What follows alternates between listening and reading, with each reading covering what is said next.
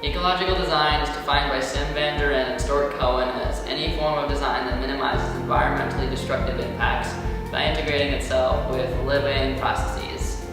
We will be exploring how eco-design can help reduce runoff in the Burlington area.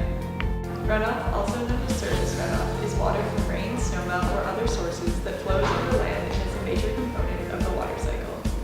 Rain and snowmelt in Burlington, which is an urbanized area located uphill from Lake Champlain, cause runoff. Urbanization causes a lack of permeable surfaces, which increase runoff.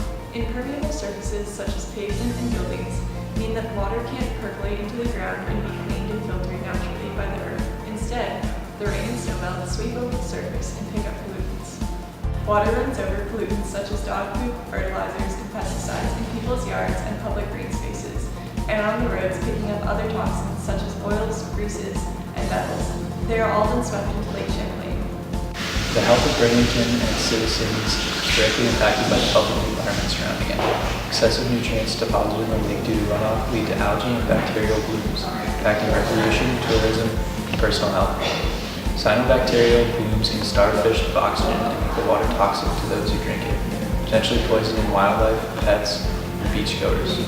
Prime bloom season unfortunately coincides with the summer months, so beaches often have to be closed during peak recreation months.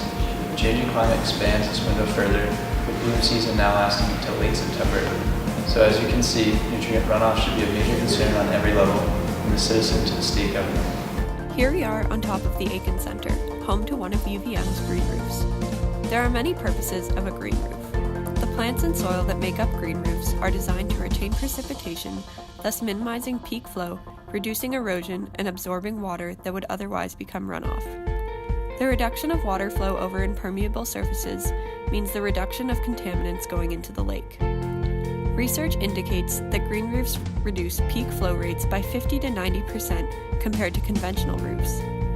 In the summer, a green roof can typically retain between 70% to 80% of water that would normally become runoff. In addition to reducing runoff, green roofs also provide insulation, moderating temperature fluctuations and reducing energy demand. Plus, plants on green roofs reduce pollutants in the air. In the future, green roofs could be a great way of creating resilience for flood-prone cities. The Aiken Center is not the only example of a green roof in Burlington. There is also one on the top of the Burlington International Airport. Permeable pavement looks very much like ordinary pavement, except it has small openings that allow water to pass through and eventually soak into the ground. This allows the natural process of the hydrological cycle to take place. Permeable pavement not only significantly reduces the amount of stormwater runoff compared to conventional pavement, but also enhances water quality. It can be made of concrete, asphalt, or pavers, and be used for roads, sidewalks, trails, parking lots, and other surfaces. One of the only downsides to permeable pavement is that it can clog, but can be easily avoided with maintenance. Permeable pavement may cost a bit more than conventional pavement to install. However, the total infrastructure cost will be less because fewer stormwater pipes and catch basins will need to be constructed, making permeable pavement a cost-effective way to manage stormwater. One example of permeable pavement in Burlington is down at the waterfront. They have implemented drivable grass strips.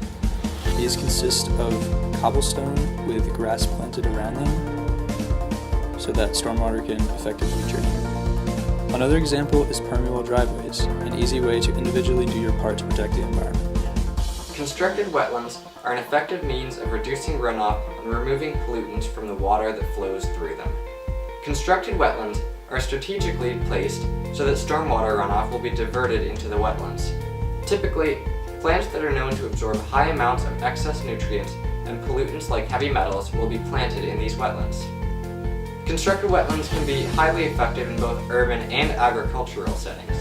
A constructed wetland designed to treat effluent from the UVM dairy farm reportedly reduced dissolved phosphorus by 83%, organic matter by 75%, and E. coli by up to 99%. There are other examples of constructed wetlands on campus as well. Let's have a look at one of them. Right now, we're on athletic campus between the U Heights and Harris Millis residence halls. It doesn't look like much at the moment because the plants have been cut down for the winter season, but believe it or not, this is a constructed wetland. It consists of a series of swales that lead into a primarily surface flow wetland. meaning that the water is mostly flowing across the ground at surface level.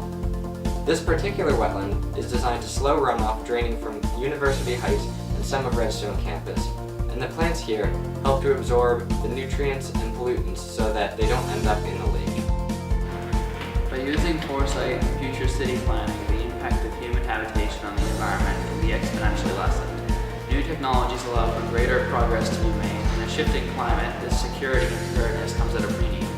Our future, the future of coming generations, hinges on the decisions we make now as a community. Now the question remains, will you make the right ones?